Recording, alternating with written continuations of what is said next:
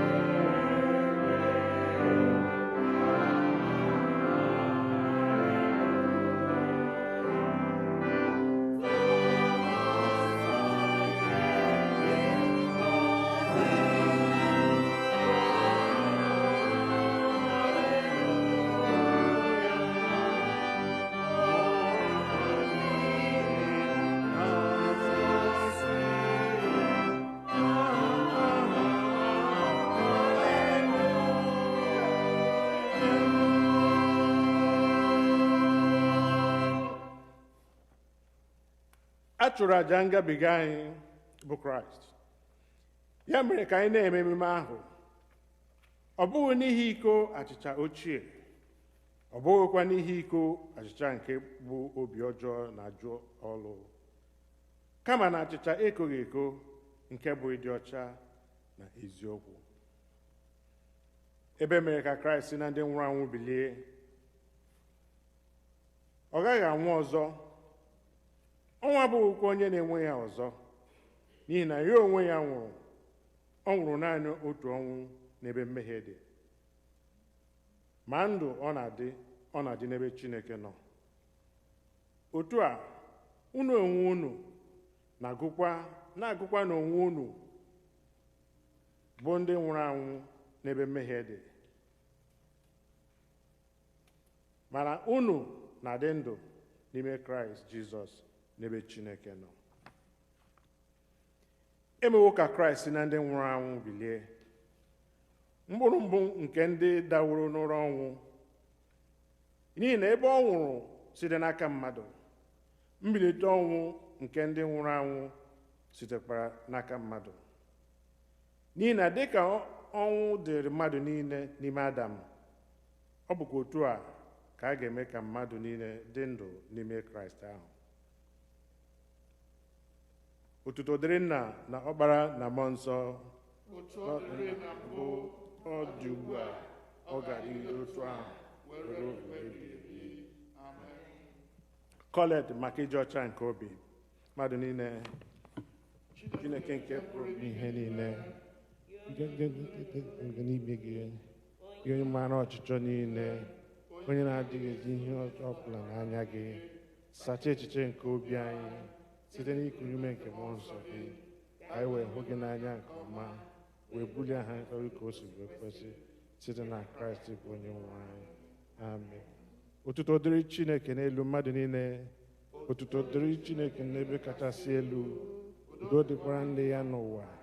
Onye nwe anyị Chineke, eze nke eluigwe, Chineke bụ Nna nke pụrụ ime ihe niile, anyị na-asọpụrụ gị, anyị na-eto gị ekele, anyị na-eto gị n'ihi ebube gị, onye nwe anyị Jizọs Kraịst, naanị otu Ọkpara nke Nna, onye nwe anyị Chineke, nwa Atụrụ Chineke, ị na-ebupụ mmehie nke ụwa, mere anyị ebere, ị na-anọdụ n'aka nri nke Nna na n'ekpere anyị, n'ihi na naanị gị bụ onye nsọ ahụ, naanị gị bụ onye kachasị elu, Jizọs Kraịst, tinyere mmụọ nsọ, otu nke Chineke na Amen. Nchịkọta nke iwu. Onye nwe anyị Jizọs Kraịst kwuru sị, nụrụ gị Izrel, onye nwe anyị Chineke anyị bụ otu. Ị ga-ahụ onye nwe anyị bụ Chineke gị n'anya site n'obi gị dum, sitekwa na mkpụrụ obi gị dum, sitekwa n'uche gị dum, sitekwa n'ike gị dum. Nke a bụ iwu nke mbụ. Nke abụọ yiri nke ahụ, ọ bụ nke a: ị ga-ahụ mmadụ ibe gị n'anya dịka onwe gị. Ọ dịghị iwu ọzọ karịrị ndị a. Iwu dum na ndị amụma na-egokwasị n'iwu abụọ ndị a.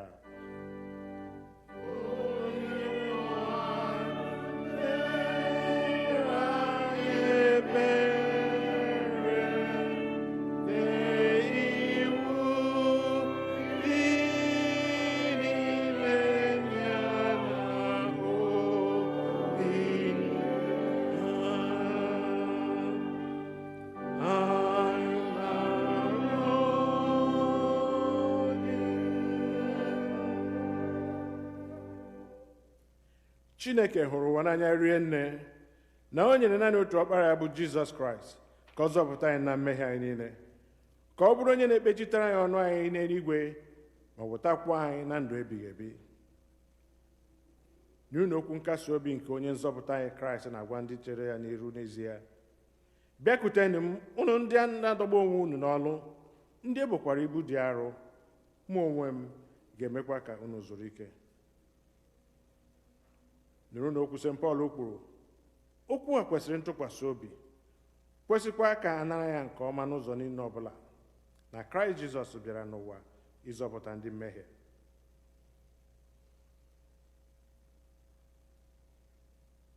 Ka anyị were n'obi nchegharị na okwukwe kwupụta mmehie anyị niile, ka anyị zubesi ka idebe ihe nke Chineke nyere n'iwu, ka anyị na mmadụ niile na-ebikwa n'ịhụnanya na udo. Ka anyị were nwayọọ gbuo ikpere n'ala wee kwupụtara Chineke mmehie. Ka mmadụ niile sị: Chineke nke pụrụ ihe niile, Nna anyị nke eluigwe, anyị emehiewo megide gị na ibe anyị n'ime echiche na okwu na omume, site na nleda anya anyị na-adịghị ike nke anụ arụ anyị, site na ajọ mpụtara anya mee. Anyị ejezi ije otu ekwesịrị dịka ọchịchọ nke Kraịst. Anyị kpọkụrụ aha nke Kraịst, ma anyị esighị n'ihe ọjọọ wezụga onwe anyị. Ọ na-ewute anyị n'ezie. Anyị ewere obi anyị niile echegharị na mmehie niile anyị, ihe Ọkpara gị Jizọs Kraịst, onye nwụrụ n'ihe anyị, Gbaghara anyị niile nke gara aga, kwekwa ka anyị na-efe gị ofufe n'ime ndụ ọhụụ, otuto wedịrị anyị. Chineke nke pụrụ ime ihe niile, onye na-agbaghara mmehie nke ndị niile chegharịrị n'ezie, ka o mere unu ebere, ka ọ gbaghara unu, ka ọ napụtakwa unu n'aka mmehie unu niile, ka o nye unu uke, gbakwa unu ume n'ezi ọlụ niile, ka o wetakwa unu na ndụ ebighị ebi site na Jizọs Kraịst bụ onye nwe anyị. Amen. Onye nwe anyị nọnyere unu. Ka ekpere Chineke. Kolekt nke dịrị ụbọchị taa bụ ụbọchị Easter Sunday. Chineke nke pụrụ ihe niile, onye siteworo n'ọkpara gị Jizọs Kraịst bụ naanị ya wee merie ọnwụ, meghekwara anyị ọnụ ụzọ ndụ ebighị ebi. Anyị ji obi dị umeala arịọ gị ka otu ị na-etinye n'uche anyị ezi ọchịchọ site na amara gị, amara ha ya na-ebu anyị ụzọ, ka anyị wee si otu a wepụta otu ihe ahụ, ezi ihe site n'inye aka gị mgbe dum, site na Jizọs Kraịst bụ onye nwe anyị, onye soro gị na mmụọ nsọ na-adị ndụ na-abụkwa eze, otu Chineke mgbe niile ụwa ebighị ebi. Amen. Ka anyị nụrụ ihe mmụta nke mbụ, first lesson.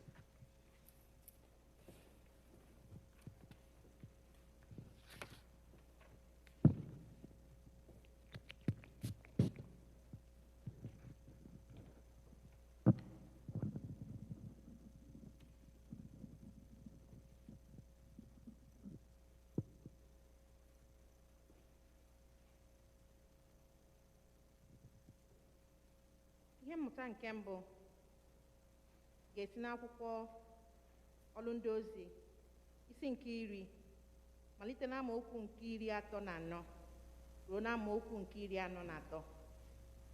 Our first lesson is taken from the books of Acts of the Apostles, chapter 10, beginning to read from verse 34 to verse 43.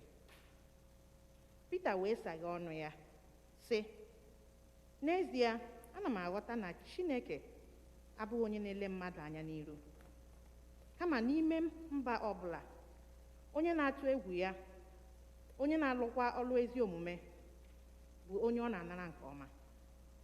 Okwu nke o zitere ụmụ Izrel na-ezisa ozi ọma nke udo site n'ọnụ Jizọs Kraịst, onye ahụ bụ onye nwe mmadụ niile. Akụkọ ahụ unu onwe unu matara, nke pụtara ihe na Judia dum, na-amalite site na Galili, mgbe baptizim nke Jọn kwusara gasịrị, bụ Jizọs nke si na Nazaret pụta, otu Chineke were mmụọ nsọ na ike tee ya dịka mmanụ otite, onye jegharịrị na-alụ ọlụ ọma, na-emekwa ka arụ dị ha ike, bụ ndị niile ekwensu mere ha dịka onye nwe ha, n'ihi na Chineke soro ya. Anyị onwe anyị bụkwa ndị ama nke ihe niile o mere n'ala ndị Juu na n'ime Jerusalem, onye ha gbukwara na-akwụba ya n'elu osisi. Onye ahụ ka Chineke mere ka o si n'ọnwụ bilie n'ụbọchị nke 3, o werekwa ya nye ka egosi ya n'ihe. Ọ bụghị ndị Juu niile ka egosiri ya, kama ọ bụ ndị ama Chineke buru ụzọ rọpụta, bụ anyị onwe anyị, ndị soro ya na-eri na-aṅụkwa mgbe o siri na ndị nwụrụ anwụ bilie. O wee nye anyị iwu ka anyị kwusara ndị Juu, ka anyị kwụsịkwa ike na onye a bụ onye Chineke kaworo ịbụ onye ikpe nke ndị dị ndụ na ndị nwụrụ anwụ. Onye ahụ ka ndị amụma niile na-agbara ama, na site n'aha ya, onye ọbụla nke kwere na ya ga-anata mgbaghara mmehie. Nke a bụ okwu onye nwe anyị.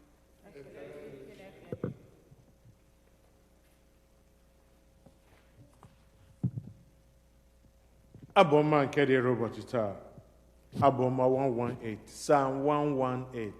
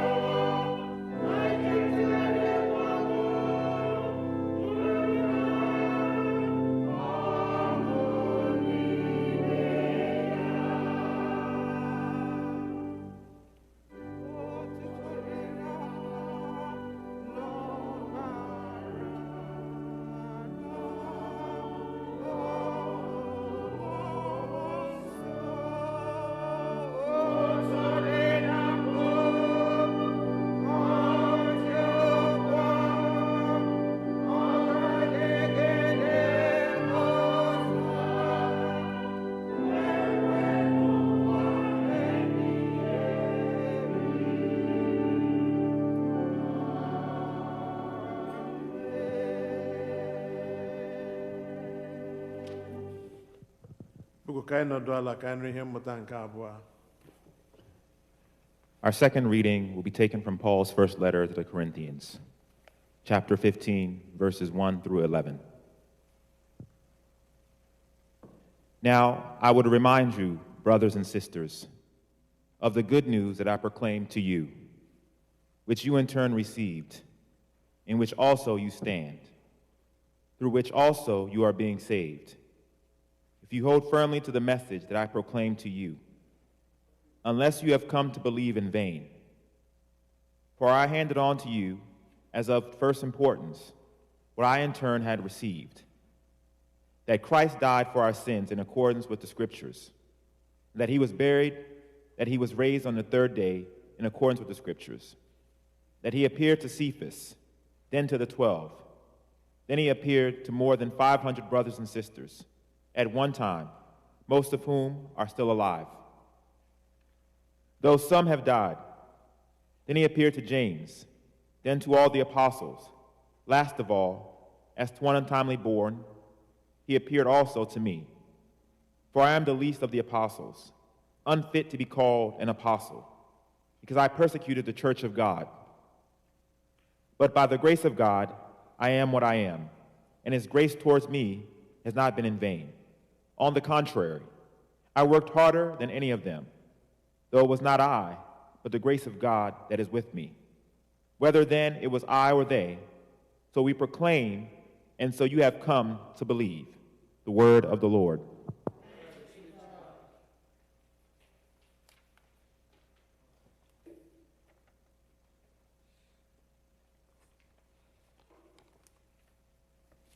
Ugbu a anyị ga-akwado onwe anyị maka ịnụ okwu Chukwu na ozi ọma site n'ịbụ abụ 45, hymn number 45.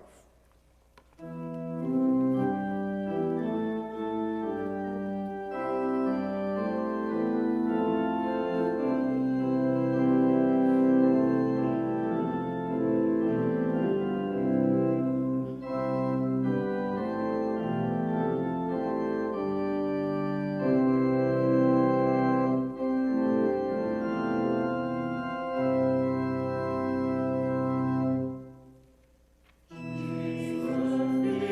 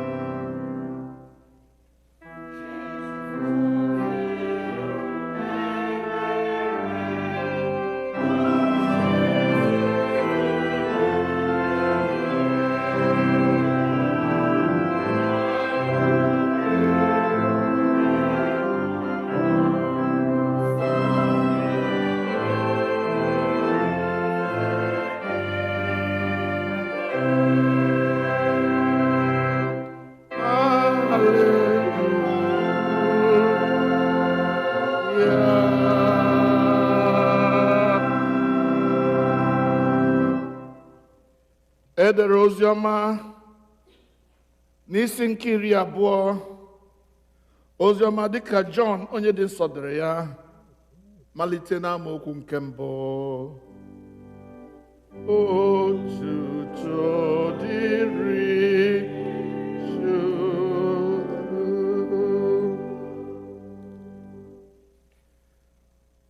Ma n'ụbọchị mbụ nke izu, ụbọchị 7 n'isi ụtụtụ, mgbe chi aka abọghị, Mary Magdalene bịaruru ili ahụ, wee hụ nkume ya ka ewepụrụ ya n'ili.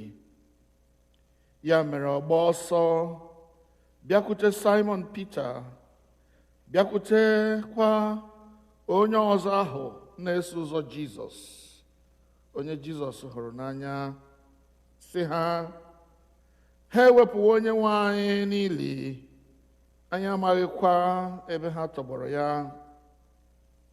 Ya mere Pita pụrụ, ya na onye ọzọ ahụ na-eso ụzọ Jizọs, ha wee na-eje iru ili ahụ.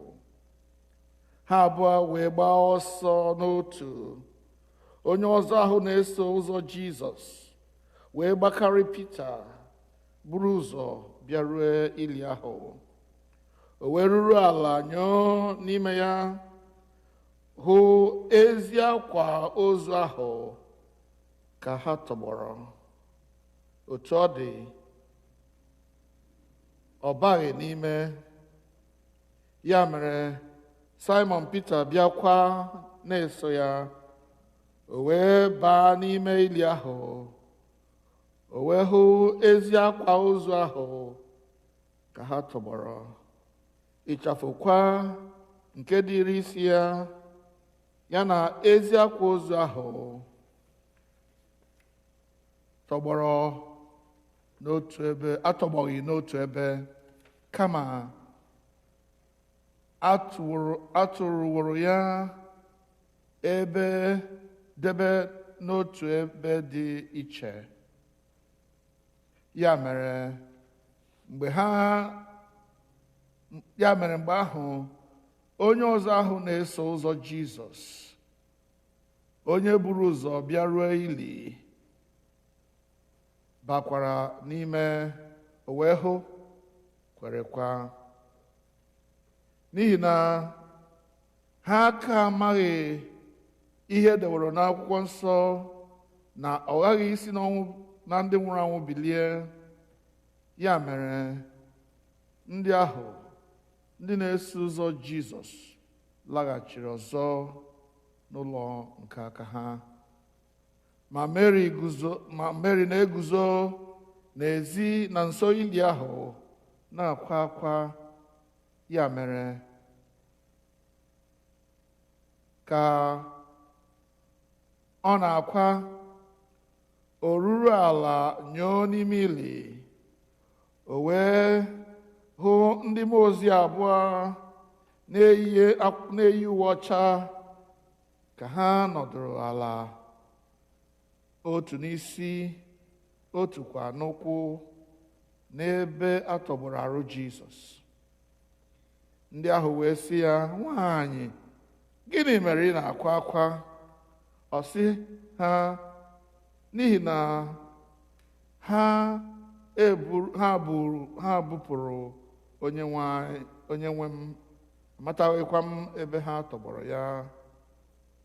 Mgbe o kwusịrị okwu ndị a, o chigharịa wee hụ Jizọs ka o guzoro, ma ọ mataghị na ọ bụ Jizọs.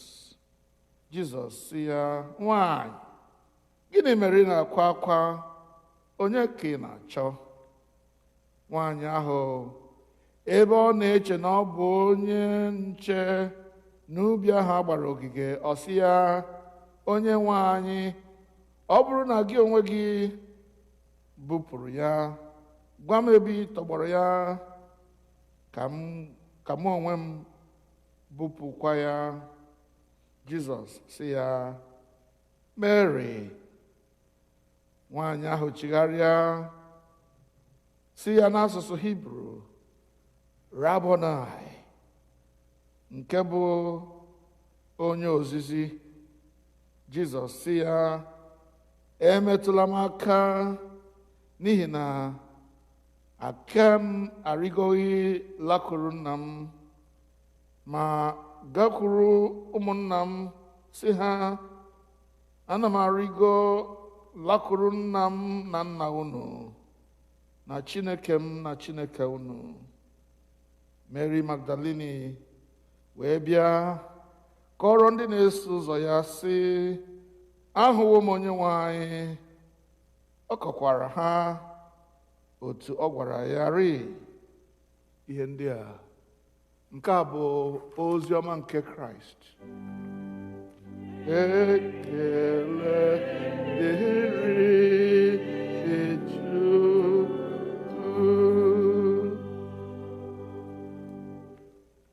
Ka anyị kpere Chineke. Jizọs dị ndụ, gị ọnwụ ị pụghị ime ka anyị tụọ egwu. Jizọs dị ndụ, gị ili ị pụghị ime ka anyị bụrụ oru. Haleluya. Otuto niile na nsọpụrụ niile na mbuli elu niile dịrị gị, eze nke ndị eze na onye nwe ndị nwe mmadụ, n'ihi na ị nyere anyị ụbọchị dị mma otu a, ibuli aha nsọ gị elu na ịja gị mma,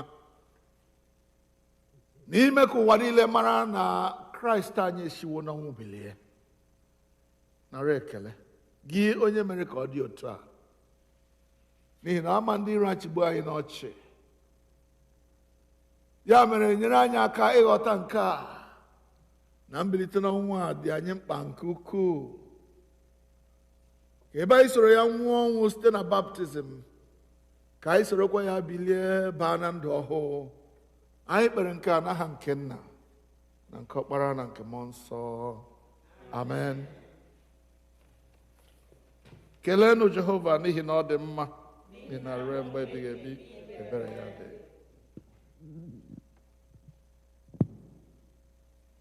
Today is the day of the resurrection of the Lord Jesus Christ. It is the highest point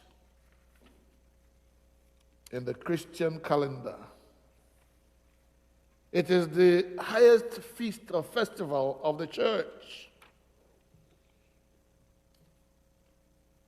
And it is so because what Christians believe and what Christians teach, they stand or fall on this particular truth, that Jesus Christ was raised from the dead. And Paul argued this very, very vehemently at a point when some people seemed to argue or challenge the fact that Jesus was raised from the dead. Come with me to 1 Corinthians chapter 15, beginning to read at verse 12. Because some people had started arguing and started challenging the idea that somebody will rise from the grave. They had not known that God possessed the power to make alive or to allow someone to die. So Peter argued in this way. He said, if Christ is preached, here is what Paul says. Now, if Christ is preached that he has been raised from the dead, how can some among you, argue and say that there is no resurrection of the dead? Now, if there is no resurrection of the dead, then Christ did not rise from the dead. Then our preaching is empty and your faith is also empty. Yes, and we are found to be liars, false witnesses. False witnesses of God, because we have said and testified that God had raised him from the dead, whom he did not raise up, if indeed the dead are not raised. For if the dead are not raised, then Christ is not risen. And if Christ is not risen, your faith is futile. You are still in your sins. then also those who have fallen asleep or those who have died in Christ have perished. If in this life only we have hope in Christ, we are of all men most to be pitied.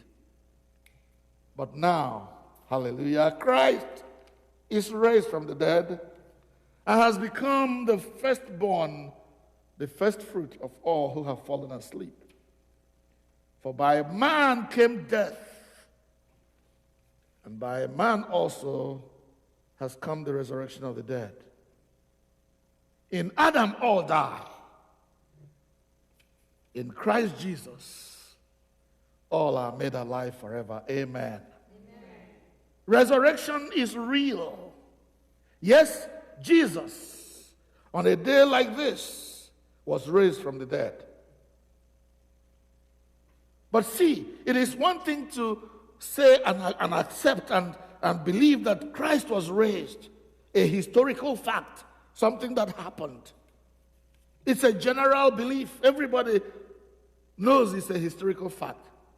But each one of us, and this is a different thing altogether, must believe and have it in our own life settled that Christ has been raised from the dead.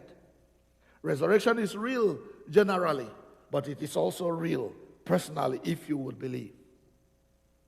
And that's where it matters, that Jesus was raised from the dead.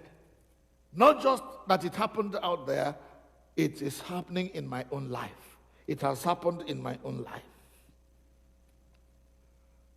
But to bring it even further home, I want us to look again and see that resurrection has come. And if you're looking for a topic, however imperfect it may be, please have it as this. Look again. Your resurrection has come. Look again. And you will see why I ask you to look again. Your resurrection has arrived. For in Christ's resurrection lies my own, your own resurrection. He has won the victory over death for you and for me. Look again. Your resurrection has come. Now, in today's gospel reading, we find Mary Magdalene very early in the morning before sunrise, while it was still dark. We are told by John, the beloved, that Mary was now at the grave where Jesus was laid to rest. Now, I don't want to get into an argument with you as to why or how it is that Mary alone is at the grave at this point in time. But knowing the way John writes, he highlights something that he wants to emphasize. If you read between the lines, you will know that Mary was not actually alone at the grave at this time, because when he went to report to Peter and John that the grave had been vandalized, the grave had been desecrated, as it were, he said, they have taken away our Lord, and we don't know where they laid him. So I want to believe that Mary was not alone at the grave at this point in time, and the other gospel writers seem to agree with me because they mentioned the names of other women who were with her at that point. Now, that is just by the way. So Mary runs to Peter and to John. The way they put it there in the writing shows that these are the people that Mary went to consult. And she had good reason to consult Peter, the lead apostle, and John, the beloved, the one that Jesus describes himself as the one that Jesus loved. She goes to them and says, they have taken away our Lord, and we do not know where they have laid him. Mary's first instinct may have been that those people who were pursuing Jesus in life have also come to not allow him to rest in death. They have carried him away. We don't know where they put him. The disciples are amazed. They are surprised. Why should this be? So Peter and John take off. They begin to run towards the tomb. They want to ascertain that what Mary is saying to them is the truth. And of course, Peter is getting older now. John, the younger man, runs faster and gets there first. But getting there, he is hesitant to go into the tomb. He stays out and peeps in. And then, of course, Peter comes and dives straight in to see that what Mary had said to them was actually right. Now, what do? Seeing that their master is nowhere to be found, they don't go to report to the authorities that the grave has been desecrated or vandalized. They don't go to consult the other apostles and ask, what do we do now that our master is missing, his body is missing? No. The Bible says Peter and John went back to their homes. They went back to their homes. Now, is that what you do when there is crisis? When there is an emergency? When there is something that nobody else can understand? You just go home and rest and sleep? Well, not Mary. Mary will have to see the end of this. As these two men run away and go home in fear, in hopelessness, in dejection, in confusion, in hopelessness and helplessness, they run home. But Mary, the Bible says, stays at the tomb site and she cries. She continues to weep. She stays there. She's not going home until she finds an answer to what has just happened. Why? Who has done this? Mary was full of questions, and she's not going to rest until she gets an answer to these questions. She's looking for her master. Where are you, Lord? I want to know what has happened to you. I can't go and sleep when my master is maybe somewhere, my master's body is somewhere maybe disrespected and desecrated. I wouldn't do that. Reminds me of what that man did when David asked him to go home and sleep with his wife. He said, how can I go and enjoy the comfort of my home when my brothers and sisters, my brothers, my fellow soldiers are in the battlefield? I don't do that. So Mary continues to search. I believe that Mary understood the principle of Jeremiah 29 verse 13. If you have your Bible, you can turn to it. Jeremiah 29:13 says, and you will seek me and find me when you search for me with all your heart.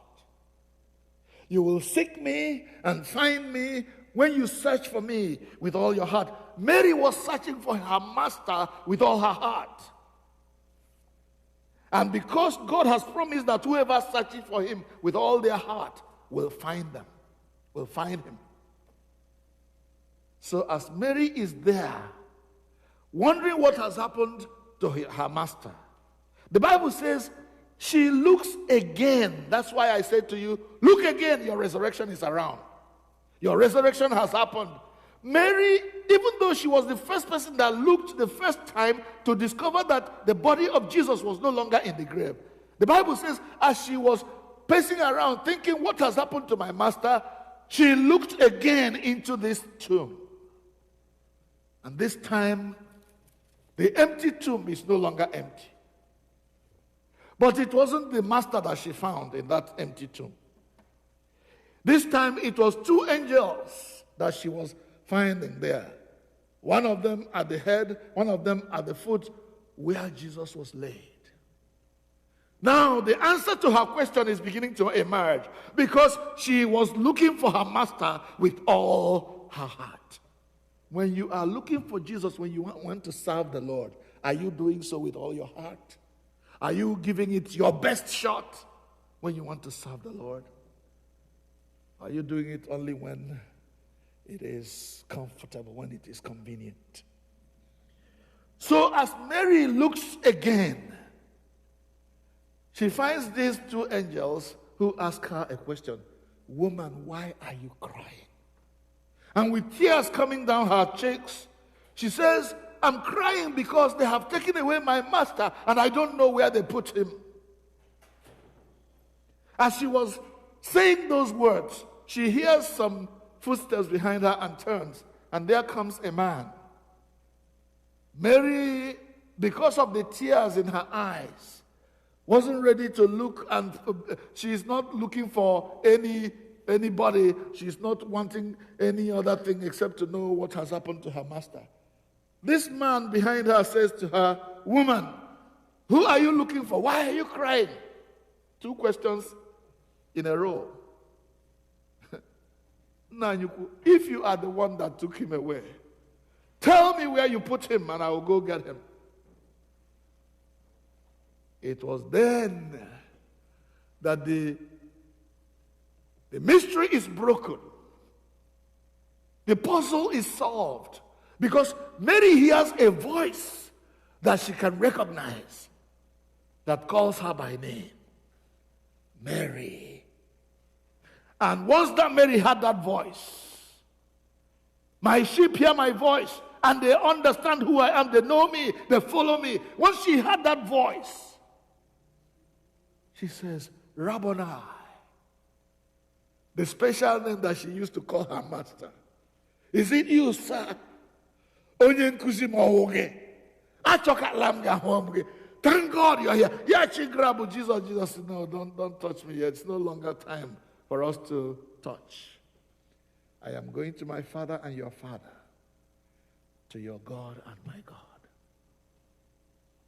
Beloved ones, you will not find the Lord. You will not find the mystery of your destiny until you look with all your heart. Give it your best shot, and God will reveal himself to you. God will answer your prayers, will answer your questions, will give you what you're looking for. Look again. Your resurrection is here already. Why are you looking for the living among the dead? You're looking for your resurrection. You're looking for your destiny in the things of this earth. You grab here, you grab money, you grab destiny, you grab a big house, and nothing is working. There is no salvation in any of those things. Look again. The Lord Jesus Christ has risen. He's no longer in the grave. He's here to stay. And because he lives, we ourselves must live and face our future. Now, I told you, look again, your resurrection is here. Why? Because Jesus died and rose again from the grave for you. The victory he had over death is for those he came to save, for you and for me. Mbilite n'ọnwụ Jesus bụ mmeri o meriri ọnwụ.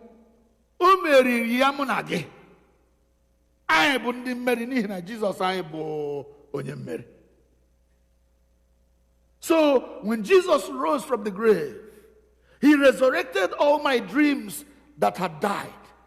He resurrected all my aspirations, all the desires I had that were good before God, and the devil tried to snuff out. God in Christ resurrected all those dreams. His resurrection is my resurrection. Yes, my resurrection is here. Look again. Your resurrection is here. Look again.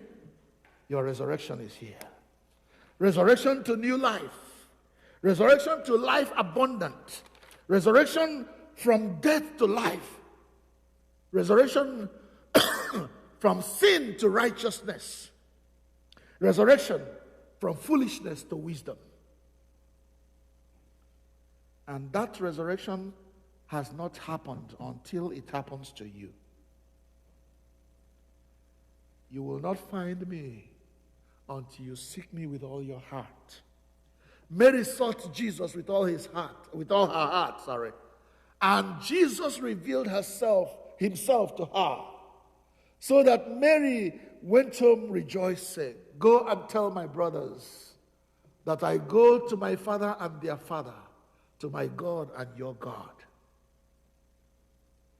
I want to say that being raised from the dead has implications. Since you started living your life, since you were born by your parents, have you been raised from the dead? The deadness of sin and unrighteousness. Have you been raised? You see, it is the will of God for each one of us to be born twice. That's why we talk about being born again. And John, it was still this same John in John chapter 3 that says that every one of us must be born again by water and the Spirit. If you've been born only once, then there is trouble for you. You need to be born again. And being born again is that now, the first time you were born into the Nwosu family, the Eson family, the Nwachukwu family, the Njoku family, the Egwin family, whatever family you were born into. But you really need to be born into the family of God. That's what resurrection is all about. The implication of the resurrection of Jesus Christ is that those who were born before into the world are now born again by the resurrection of Jesus, the death, burial, and resurrection of Jesus, into the family of God. Whoever believes shall be saved. The implication of being born again. Peter writes very clearly, and at this point I would like to call on my brother to read for me. 1 Peter chapter 1. Please find it, my brother. Find 1 Peter chapter 3. We are talking about the implications. If we have been raised with Christ, if we have been raised from the dead, what are some of the implications of our resurrection? The resurrection of my life, the resurrection of my dreams, the resurrection of my aspirations.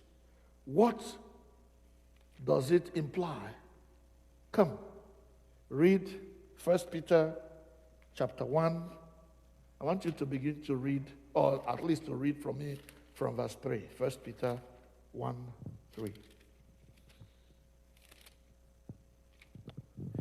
Peter, the apostle of Jesus Christ, to God's elect, exiles scattered throughout the provinces of Pontus, Galatia, Cappadocia, Asia, Bithynia, who have been chosen according to the foreknowledge of God the Father, through the sanctifying work of the Spirit, to be obedient to Jesus Christ and sprinkled with his blood. Grace and peace be yours in abundance. Praise be to the God and Father of our Lord Jesus Christ.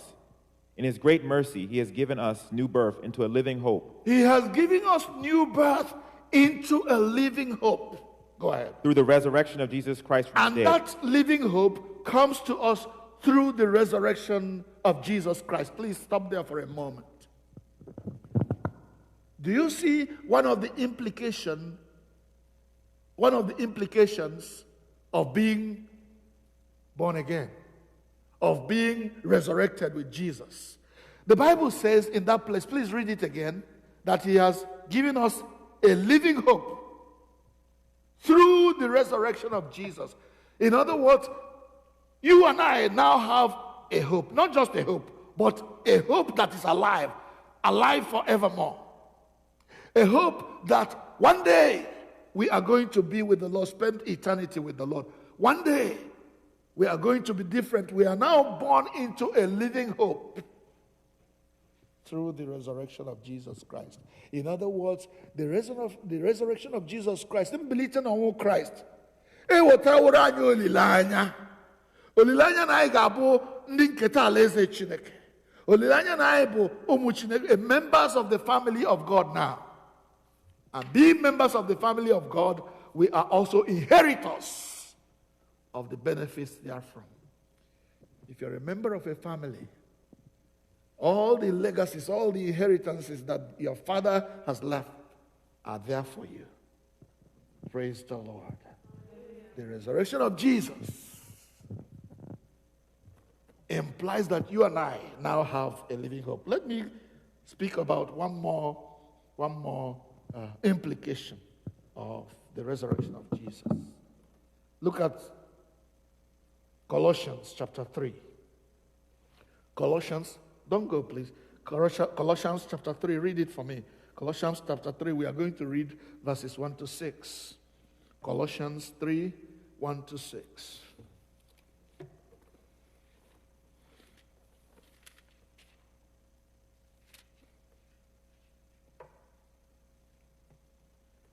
Here. Colossians 3, 1 to 6.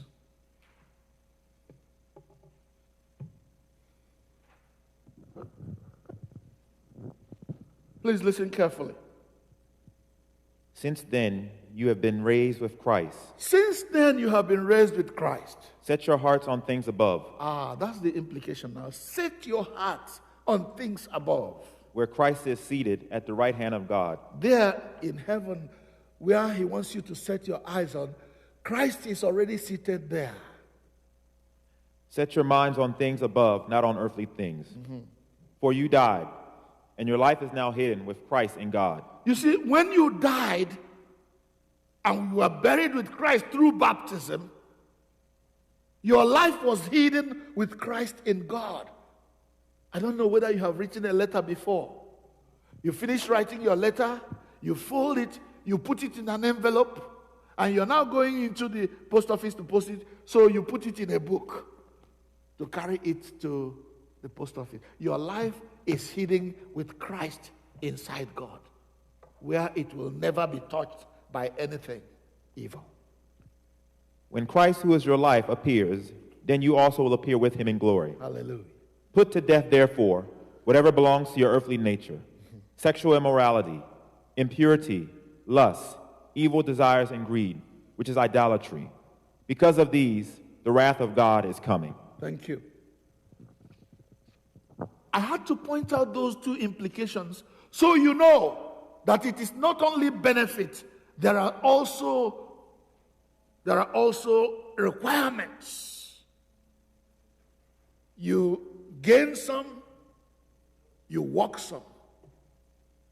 There is no glory without labor. Thank you. You can sit down. There is no glory without labor. The fact that you are a Christian, you have been raised with Christ, you have a living hope now. But that living hope requires you to become a witness to Jesus Christ.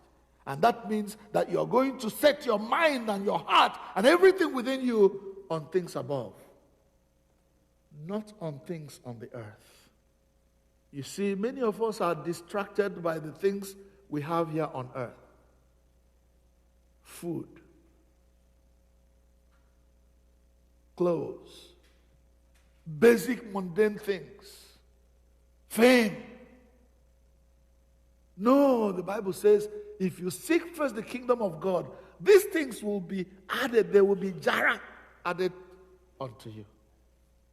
But if you set your minds on things above, that's where God wants you to be looking. That's why I always make fun when I say there was this madman who came where a man was lying in state for burial. And the man was, you know how you dress a corpse and you face it up, that corpse upwards, and it's looking, keep looking that way. Don't mind these people. That's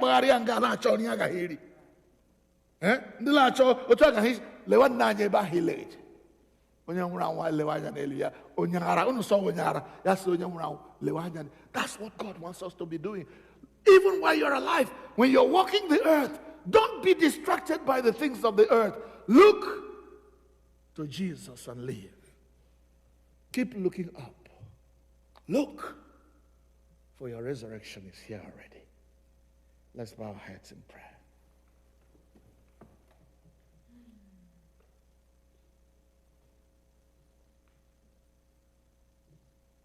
O biliwo, ọnụ na-ekwuru mmadụ. O chifiawo isi nke agwọ. Na-ajụzizi ọnwụ olee ebe ike gị dị ugbu a? O meriwo. Thank you, Jesus, for bringing us victory. Thank you, Lord, because I know that your resurrection is my resurrection. It is the resurrection of my dreams. It is the resurrection of my aspirations. It is the resurrection of my destiny that the devil wanted to destroy. And now, help me, O God, to set my eyes and my heart on things above, not on things on the earth. Grant me grace to know that now I have a living hope that cannot be thwarted, that cannot be marred, no matter how much the devil tries. To you, O God our Father, you who raised Jesus from the dead, by the power that is incarnate in you, thank you.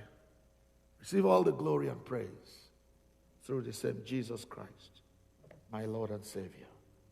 Amen.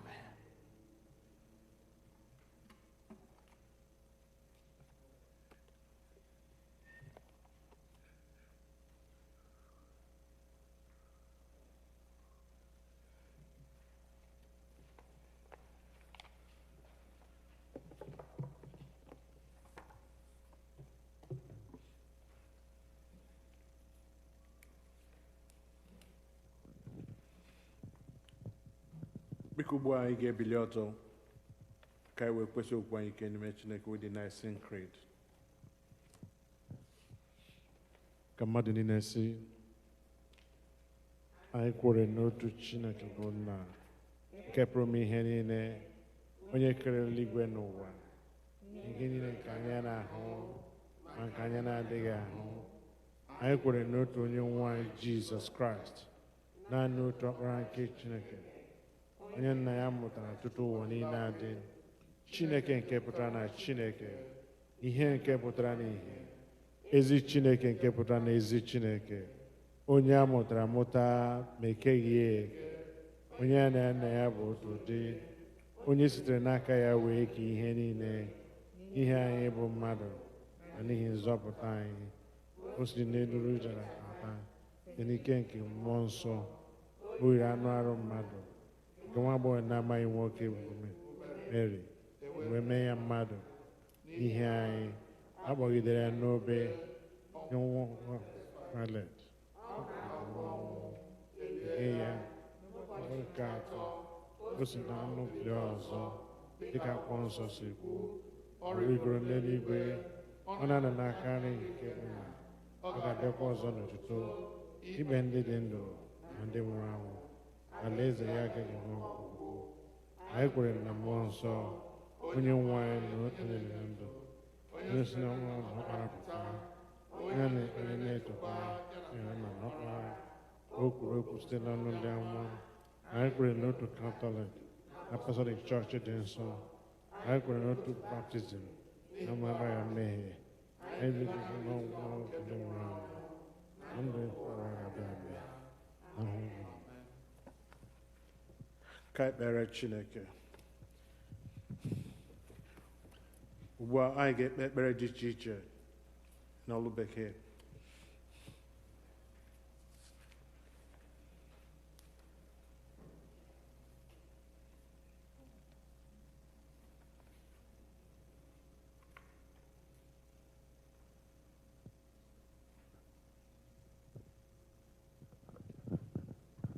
Let us begin our prayers by remembering all who are sick and shut in.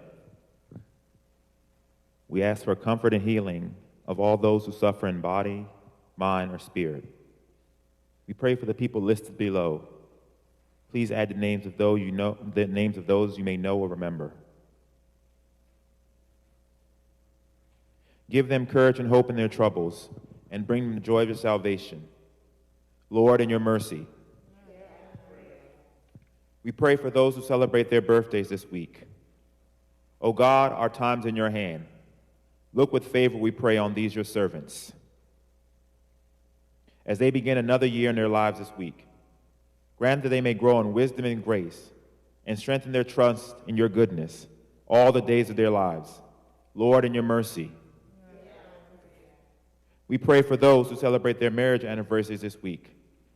O God, you have so consecrated the covenant of marriage that in it is represented the spiritual union between Christ and his church.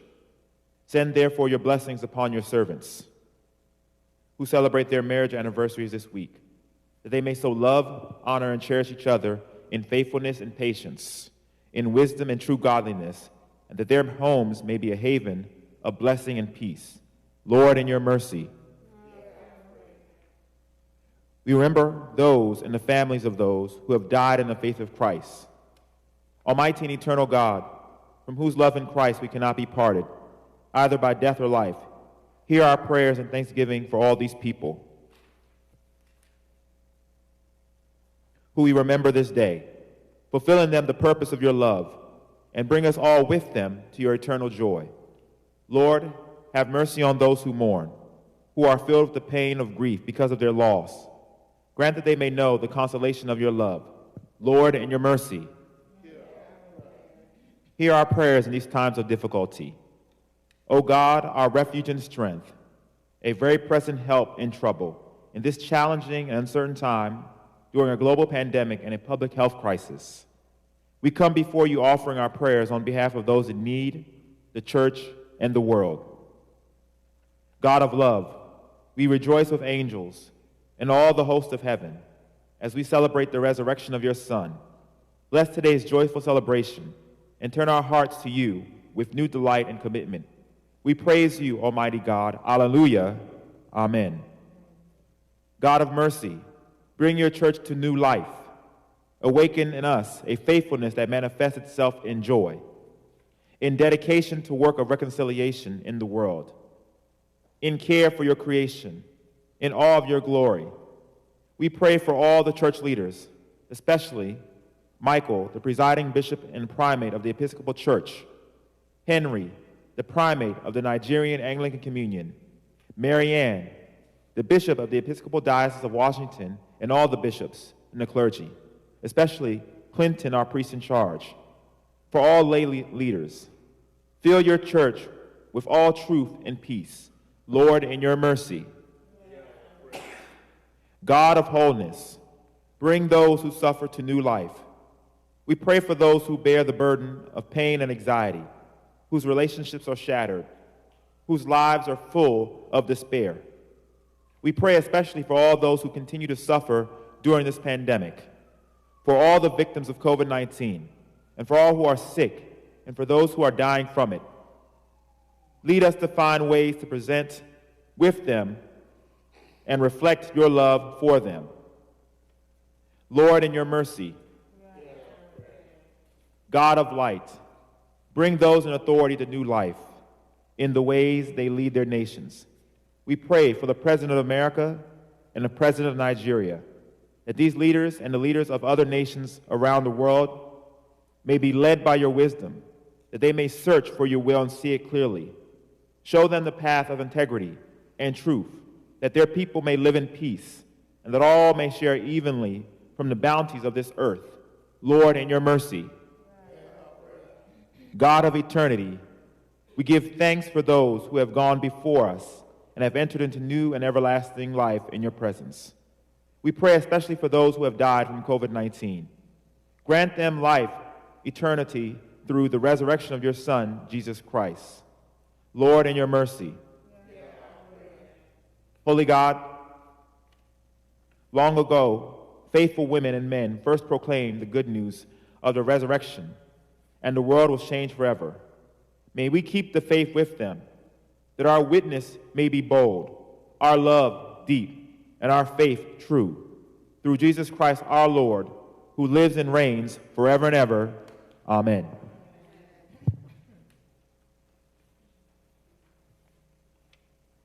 Biko anyị ga na-aga n'ihu n'ekpere tụmadị n'ụbọchị taa bụ ụbọchị mbilite n'ọnwụ.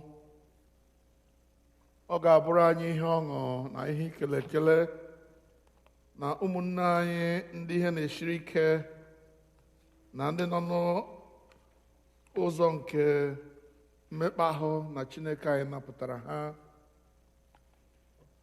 Ya mere mbụ anyị na-ekele Chineke nnukwu ekele n'ihi ụzọ dị iche iche o si agọzi ụmụ ya.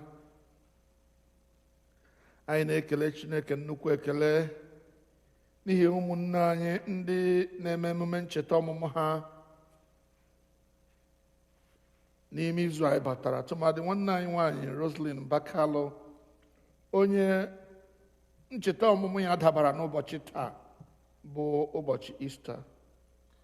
Ọ sị anyị cheta ya n'ekpere, kelere ya Chineke ekele, onye mere ka ya dị ndụ ruo ụbọchị taa.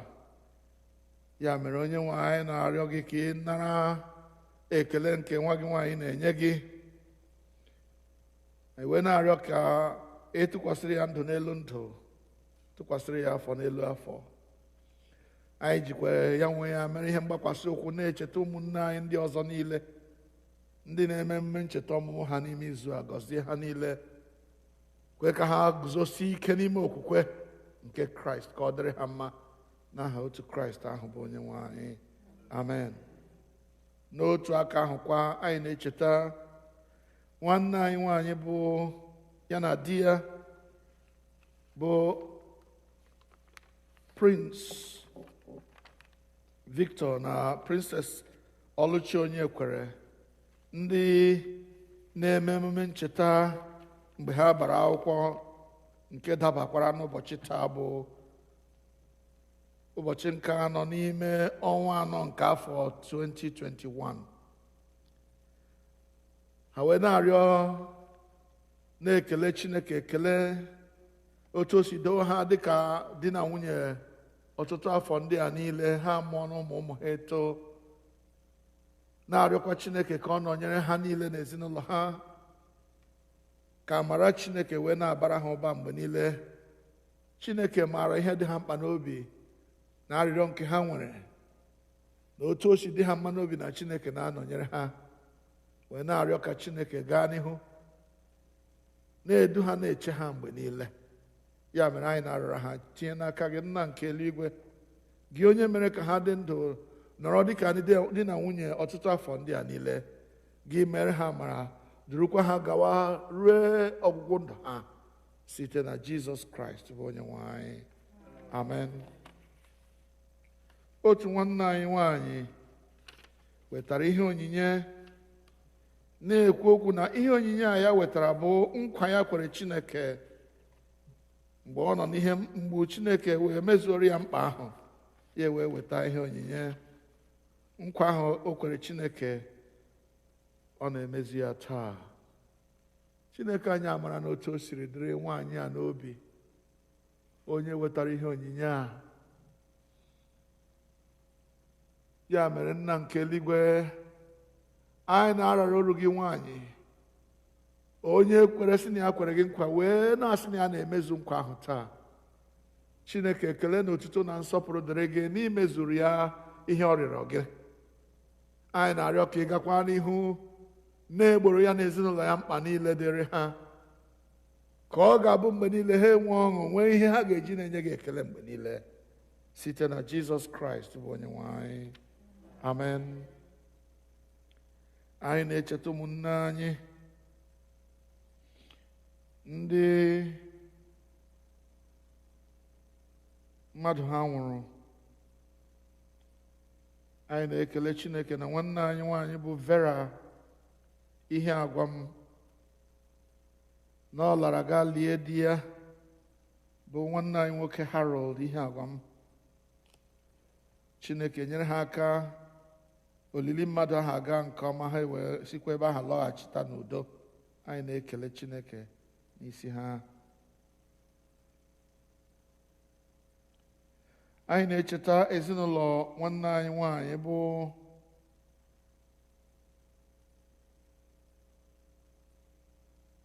Juliet Adiele na di ya bụ onye nọ na chi Adiele. the chief, ndị nwanne ha nwoke na ọgọ ha nwoke nwụrụ, ndị na ugbu a na-akpa nkata na-atụ aro otu a ga-esi lie nwanne ha nwoke bụ Austin Power Uweme. Anyị na-echeta ezinụlọ Adiele na Uweme niile, na-arịọ Chineke ka ọ kasie ha obi, napụta ha n'ihe mgbu nke iru uju. Otu aka ahụkwa, anyị na-echeta ụmụnne anyị bụ ụmụ nwanne anyị nwoke bụ James Nwachukwu, onye nwụrụ n'afọ gara aga mgbe elichara ya ọra ha ahụ. Nwunye ya bụ Rose, nwanne anyị nwaanyị, ahapụkwa ụmụ ya. Na-arịọ ka anyị cheta ha n'ekpere. Anyị na-echeta Ugochukwu bụ ọpara ha n'ekpere, na-echeta ụmụ ha niile bụ ndị nọ n'iru uju ugbu a, na ha lifuru nna ha. Ya erukwa otu afọ agaghị, ya erukwa ili mama ha. Ka Chineke gbaa ha ume, nyere ha aka, kasie ha obi, wepụtara ha ihe ha ga-eji lie nne ha n'udo. Onye nwe anyị, biko nụrụ ekpere anyị, ka akwa ire gị ntị.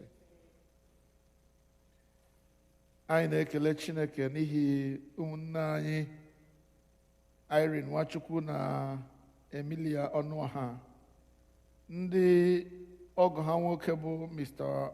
Nwogo, onye elu nwanne ha nwaanyị nwụrụ. Anyị na-ekele Chineke na olili ya gara nnọọ nke ọma. Ha chọrọ ka anyị kelere ha Chineke, rịọkwanụ nkasi obi na ebe nwunye bụ nwanne ha Comfort nọ, onye ọ na-ewute nke ukwuu na di ya hapụrụ ya. Ya na di ya are very, very close. Ma ugbu a Chineke akpọrọla otu n'ime ha hapụ nke ọzọ. Ebe ọ dịrị ya mma na ọ ga-adị otu a, ya biko kasie Comfort obi. Anyị arịọ n'aha Jizọs. Amen. N'otu aka ahụkwa ka anyị na-echeta mkpa dịrị nzukọ Kraịst. Ọtụtụ mgbe ka anyị na-ekwu okwu na ọ dịla anyị mkpa inwerecha ụlọ okwu Chineke ebe anyị rụrụ n'onwe anyị, nke pụtara na anyị ga-eme refinance the building of our church. Ya wee dịrịkwa n'aha anyị. Anyị akwụfu ndị niile nyere anyị aka mgbe anyị na-achọ ụzọ anyị ga-esi nweta ya, kwụfu ha ụgwọ, wee pụọ n'iji ha ụgwọ. Anyị na-arịọ Chineke anyị ka o meghere anyị ụzọ, nye anyị bank ma ọ bụ an institution ga-enyere anyị aka to go through this refinancing process and own this building outright.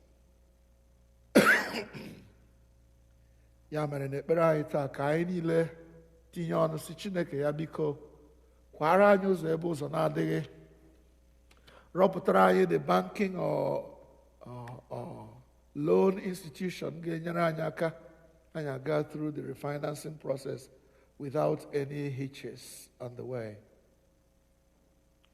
Otu aka ahụkwa, anyị na-echeta na n'oge na-adịghị anya, dịka ọ na Sọnde na-abịa abịa, anyị ga-enwe nzukọ ukwu nke chọọchị anyị, the annual general meeting.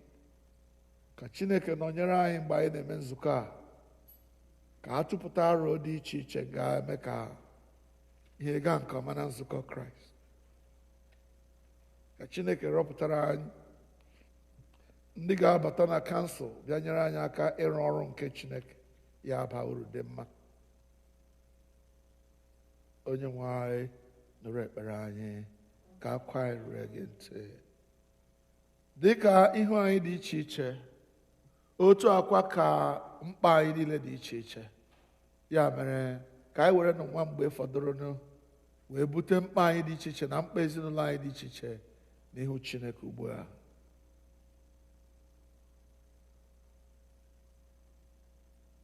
Chineke, inyewe anyị amara ugbu a ka anyị were otu obi bute arịrịọ anyị n'iru gị n'ọgbọ, wee sị na mgbe mmadụ abụọ maọbụ atọ zukọrọ n'aha gị wee kpọkuo gị na ị ga-anụ arịrịọ ha. Onye nwe anyị, biko mezuo ọchịchọ na arịrịọ nke ndị ohu gị ugbu a, otu ọ ga-adịchasịrị anyị ezi mma nye anyị ọmụma nke eziokwu gị n'ụwa nke a na ndụ ebighị ebi n'ụwa nke na-abịa. Amen. Ka anyị niile welie olu ogo amara, ka amara nke onye nwe anyị Jizọs Kraịst na ịhụnanya nke Chineke na nwekọ nke mmụọ nsọ dịnyere anyị niile ugbu a na mgbe niile. Amen. Keleenụ Jehova n'ihi na ọ dị mma. Ngwa na anyị niile bilite nyerịta ibe anyị ekele udo. May you really be blessed. May you really be blessed at the fellowship here in our midst. In the name of the Lord, may you really be blessed. May you really be blessed. Hallelujah. May you really be blessed. Hallelujah. May you really be blessed as you fellowship here in our midst. In the name of the Lord, may you really be blessed. May you really be blessed. Amen. We want to thank everyone who has joined us today to worship. This is Easter Day. Hallelujah. Christ is risen. The Lord is risen indeed. Hallelujah. And his resurrection is our resurrection. Amen. So thank you for joining us. Please mind that next Sunday is our annual general meeting. And all those who are supposed to be doing stuff, I'm sure you know what you're supposed to be doing in preparation for that meeting. Please make sure you conclude your assignments before that day. One important announcement that I have to make today is that one of our older brothers or couples, one of our older couples, will be going to Nigeria very soon. And they have asked me to announce to members of the church to please join them in a Zoom kind of prayer time for this couple as they try to go back to Nigeria during the week. The Zoom meeting will be on Wednesday at 7 p.m. Wednesday at 7 p.m. Please, you will find the link if you want to call in, if you want to join the prayer time. You will find the link in our WhatsApp pages and stuff like that. The couple involved we are talking about are our dear father and mother,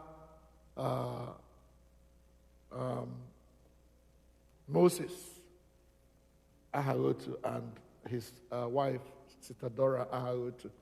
These are some of the oldest couples among us, and we are told that they would like to visit Nigeria, and we are praying that their visit will go well, and we are invited to pray for them as they go.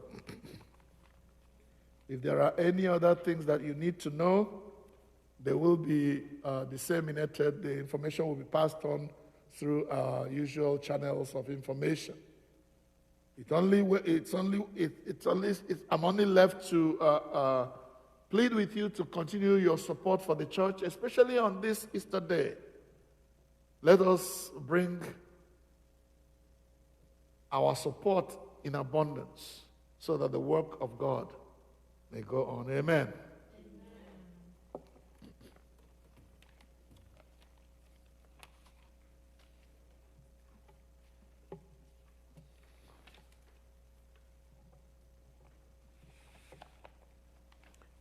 This is an offering time, and which is also a blessing time.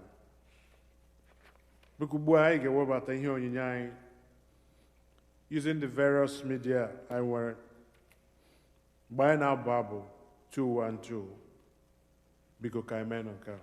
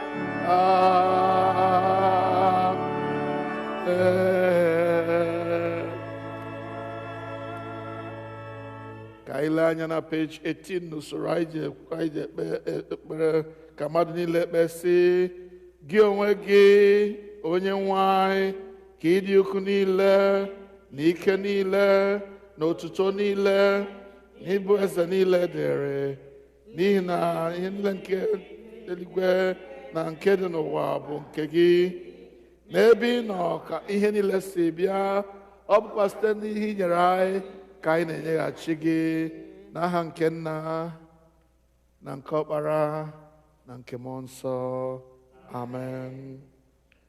Onye nwe anyị nọnyere unu, bulitenụ obi unu, ka anyị nye onye nwe anyị bụ Chineke anyị ekele. O ziri ezi n'ezie, ọ bụkwa ọlụ anyị na ọṅụ anyị inye gị ekele n'otuto mgbe niile n'ebe niile. Nna dị nsọ, eze nke eluigwe, Chineke nke pụrụ ime ihe niile nke dị ndụ ebighị ebi, site na Jizọs Kraịst naanị otu ọkpara gị bụ onye nwe anyị, n'ihi na ọ bụ okwu gị ahụ nke dị ndụ, ị sitere n'aka ya wee mee, ị sitere n'aka ya wee kee ihe niile site na mbụ, mekwa anyị n'oyiyi nke gị. Ị sitere n'aka ya mee ka anyị pụọ n'ọrụ nke mmehie, ebe ị mere ka a mụọ ya n'ụdị mmadụ, mekwa ka ọnwa n'elu obe. Ị mere ka o si n'ọnwụ bilie, wee welie ya elu ka ọnọdụ n'aka nri gị n'ebe kasị elu.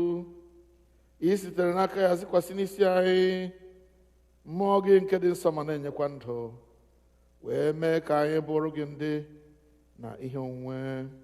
Ya mere anyị na ndị mmụọ ozi na ndị isi mmụọ ozi na usu niile nke eluigwe na-ekwusa aha okwu gị dị ebube, na-eto gị mgbe niile na-asị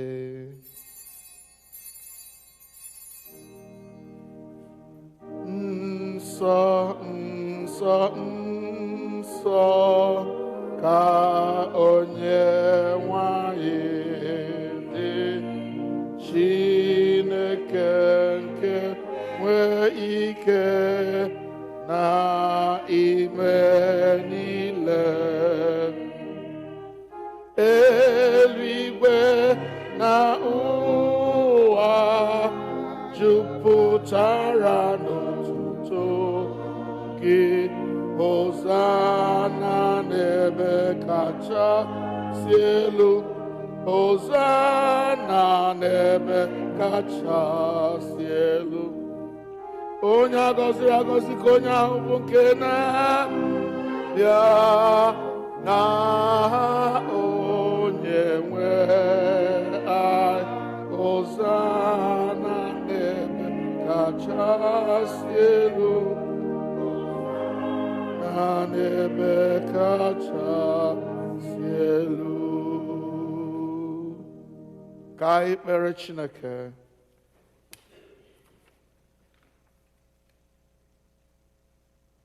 Nara otuto anyị Nna nke eluigwe site n'ọkpara gị Jizọs Kraịst bụ onye nzọpụta anyị, ka mgbe anyị na-iji ụkwụ ya na-edebekwa ihe niile i nyere n'iwu, kwee ka site n'ike nke mmụọ nsọ gị ka ihe onyinye achịcha na mmanya ndị a bụrụ anyị arụ na ọbara ya ezie. Onye na-ara achịcha n'otu abalị ahụ a rara ya nye n'aka ndị iro ya, wee nye gị ekele, ọnyawa ya wee nye ndị na-eso ụzọ ya sị, nara nụrikwa, nke a bụ arụ m nke a na-enye n'ihi unu. Na-emenụ nke a ka unu wee na-echeta m. Mgbe ha risịrị nri anyasị, ọ narakwa iko otu aka ahụ sị, unu niile ṅụọ n'ime nke a bụ ọbara m nke ọgbụgba ndụ ọhụụ, nke a na-awụsị n'ihi unu na n'ihi ọtụtụ mmadụ n'ihi mgbaghara mmehie. Na-emenụ nke a mgbe ọbụla unu ga-aṅụ ya ka unu wee na-echeta m. Ya mere anyị na-ekwusa ihe omimi nke okwukwe. Kraịst anwụwo, Kraịst ebiliwo, Kraịst ga-abịakwa ọzọ. Nna anyị nke eluigwe, anyị na-echeta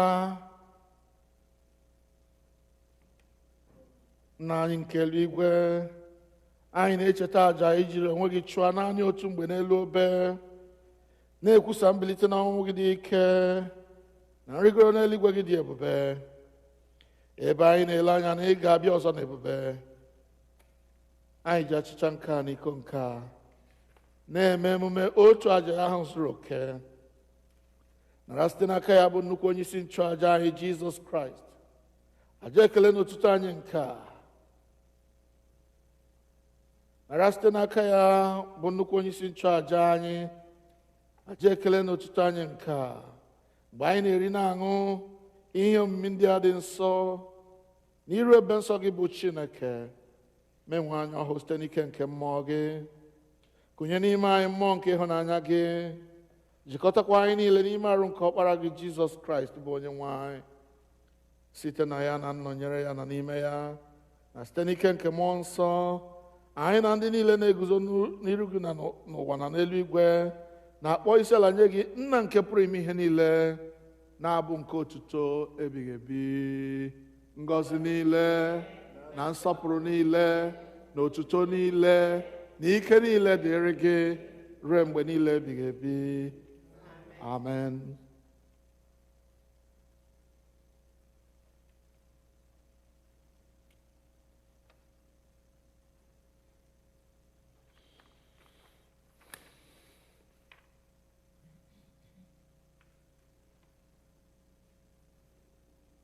Anyị na-anyawa achịcha nke a iketa oke na arụ nke Kraịst.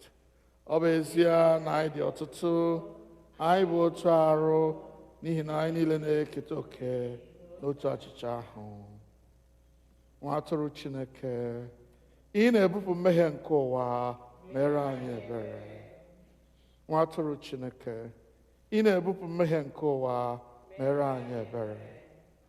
Nwa atụrụ Chineke, gị onye na-ebupụ mmehie nke ụwa, nye anyị udo gị. Mmadụ niile, anyị azọbanyeghị ụkwụ ịbịa na tebụl nke gị, onye nwe anyị, onye ebere, dịka anyị tụkwasịrị obi n'ezi omume onwe anyị, kama anyị tụkwasịrị obi n'ọtụtụ ebere ukwu gị. Anyị ekwesịghị ịtụtụkọ iriri nri n'okpuru tebụl gị, ma gị bụ otu onye nwe anyị ahụ, onye nwe ime ebere mgbe niile. Ya mere, kwee onye nwe anyị, onye amara, ka anyị si otu a rie arụ nke Jizọs Kraịst bụ ọkpara gị hụrụ n'anya, ka anyị sikwa otu a ṅụọ ọbara ya, ka anyị wee biri n'ime ya, ka ya onwe ya birikwa n'ime anyị mgbe niile. Amen. Were na okwukwe bịarue nso, nọrọ na arụ nke onye nwe anyị Jizọs Kraịst nke o nyere n'ihi unu, na ọbara ya nke ọ wụsịrị n'ihi unu. Rienụ, ṅụkwanụ, na-echeta na ọ nwụrụ n'ihi unu. Werenụ ya mee nri n'obi unu site n'okwukwe na ikele ekele. Amen. Aga m eji ohere a gwa ụmụnne anyị ndị nọ n'ụlọ na ụzọ oghere oge ma ọ bụrụ na anyị agbasa ugbu a. Ọ bụrụ na ị chọrọ ịnata oriri nsọ taa, anyị ga-arịọ gị ka ị nyara moto gị bata. Ị na-abata n'ime chọọchị kọmpaụnd, a ga-ezi gị otu ị ga-esi mee nata oriri nsọ. Ugbu a anyị ga-eri oriri nsọ nke anyị bụ ndị nọ n'ebe a. Arụ nke Kraịst chebe gị ruo na ndụ ebighị ebi. Amen.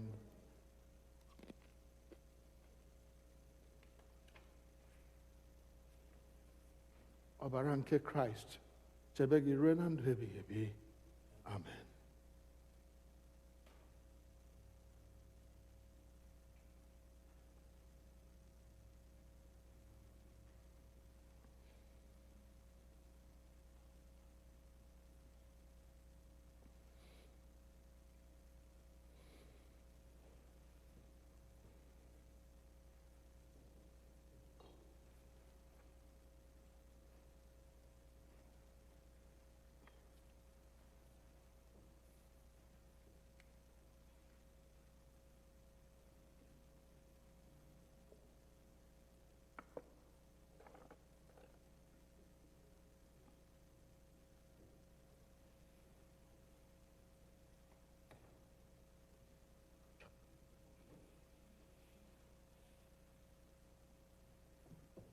Arụ nke Kraịst chebe gị na ndụ ebighị ebi. Arụ nke Kraịst chebe gị na ndụ ebighị ebi. Arụ nke Kraịst chebe gị na ndụ ebighị ebi. Arụ na ọbara Kraịst chebe gị na ndụ ebighị ebi. Arụ na ọbara Kraịst chebe gị na ndụ ebighị ebi. Arụ na ọbara Kraịst chebe gị na ndụ ebighị ebi.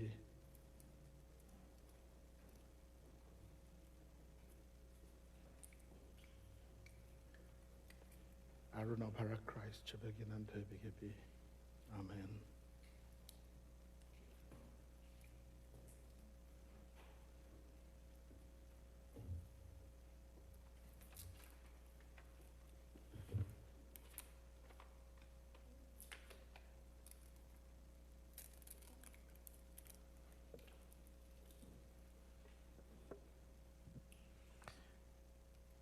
Abu 44.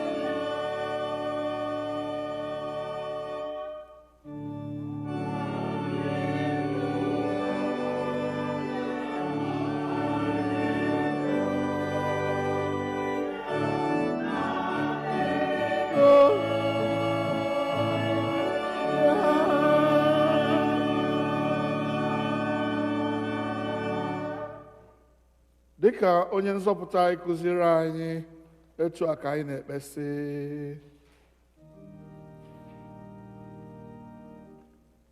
Anyị nke bi.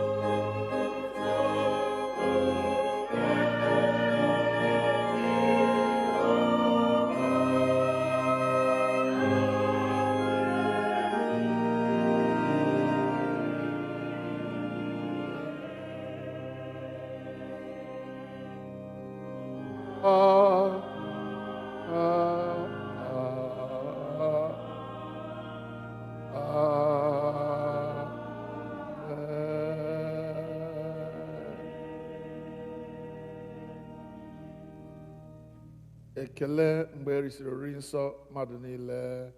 Chineke nke pụrụ ime ihe niile, anyị na-ekele gị n'ihi na ị werewo arụ n'ọbara nke ọkpara gị Jizọs Kraịst wee zụọ anyị. Site n'aka ya, anyị na-eche n'iru gị mkpụrụ obi anyị na arụ anyị ka ọ bụrụ àjà dị ndụ a chọrọ gị. Zipụ anyị n'ike nke mmụọ gị ịdị ndụ na ịlụ ọlụ ga-enye gị otuto na nsọpụrụ. Amen.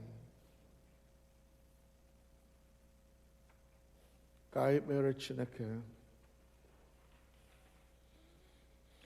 Otuto niile na nsọpụrụ niile dịrị gị, Nna anyị nke pụrụ ime ihe niile, onye hụrụ adịghị ike anyị, mara na anyị apụghị ịzọpụta onwe anyị na mmehie, wee zite ọkpara gị Jizọs Kraịst ka ọ bịa were onwe ya chụọ àjà n'ụwa ịgbapụta anyị na mmehie.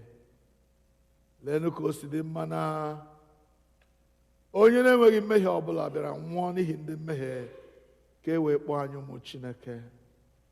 Obi anyị jupụtara n'ọṅụ na ọ bụghị naanị na Kraịst anyị nwụrụ, kama emechara ya esi n'ọnwụ bilie wee merie ike ọnwụ na ike ekwensu niile, nye anyị mmeri ịbụ ndị nketa alaeze gị. Anyị na-asị gị nara ekele na nsọpụrụ. Kwee anyị na-arịọ gị ka ebe Kraịst anyị wetara anyị mmeri dị otu a, ka anyị nọgide na mmeri ya ruo ọgwụgwụ ndụ anyị, ghara iwerekwa mmeri e nyere anyị nyefela ahụ ekwensu n'aka, ka ndụ anyị fọdụrụ wee si otu a na-adị ọcha na nsọ, iwetara ha nsọ gị otuto mgbe niile. Emechaa ya abụrụ ndị nketa alaeze gị site n'otu Kraịst ahụ bụ onye nwe anyị. Amen. Ka udo nke Chineke nke karịrị nghọta mmadụ chebe obi unu na echiche uche unu na ọmụma na ịhụnanya nke Chineke na nke ọkpara ya Jizọs Kraịst bụ onye nwe anyị. Ka ngọzi nke Chineke onye pụrụ ime ihe niile, bụ Nna na Ọkpara na Mmụọ Nsọ dị n'etiti unu, dinyekwara unu ugbu a na mgbe niile ebighị ebi. Amen.